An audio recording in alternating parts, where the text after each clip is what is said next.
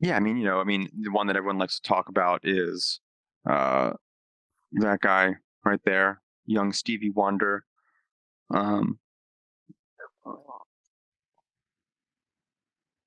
would come into the store. That's my dad back in the day. That's Stevie Wonder back in the day. So everyone likes to talk about that. I mean, do they come in all the time? No, but Lizzo was in town a couple weeks ago. They needed keyboards, so we sold them keyboards. Um, John Mayer bought a guitar for our website.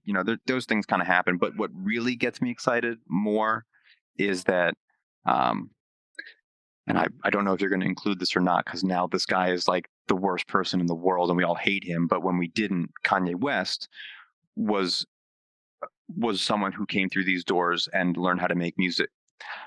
The story goes is that he was young, he came in after school, learned what a sampler was here, and then enough that he remembered that story, right? Like that's a meaningful moment when you learn how to you put this guitar in your hands for the first time, whatever it is. All that to say is that we never know who's coming in the door and who they're going to be in 20 years, but the moments they have here could change everything. And we have like a book of all these stories that people have sent in. My first time at Chuck's, I saw this guitar on the wall and I never thought I'd play it. And Chuck pulled it off the wall and put it in my hands, and I played this guitar that I'd never thought I'd play in my life. And I knew at that moment that I had to do X or something like that. And it's like the first time you ride a bike, you don't forget it either. You know what I mean? Like the first time you got to try that thing that you never thought you'd try, or the first time you played that trumpet and it sounded like angels. You know what I mean? Like you have those moments happen daily, and we may not perceive them or think about them, but whatever happened with that person is going to completely change how they create, operate, aspirations, whatever it's going to be is going to change in that moment.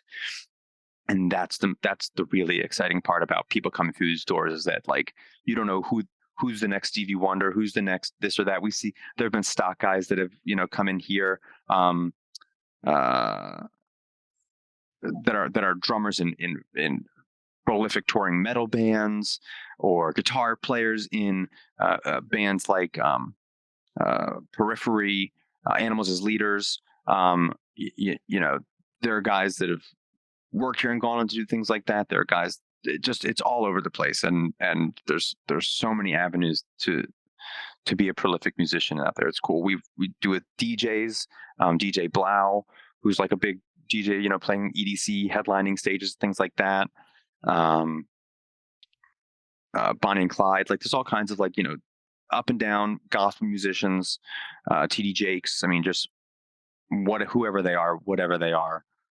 The more exciting ones for me are the ones that you don't know yet, but they come in and you just light them up because they never got to see something like this in their lives. And this is like it's not like it's almost like walking to like a Sam's Club in a way. When you walk in, your eyes go like, holy crap, like how much stuff is in here.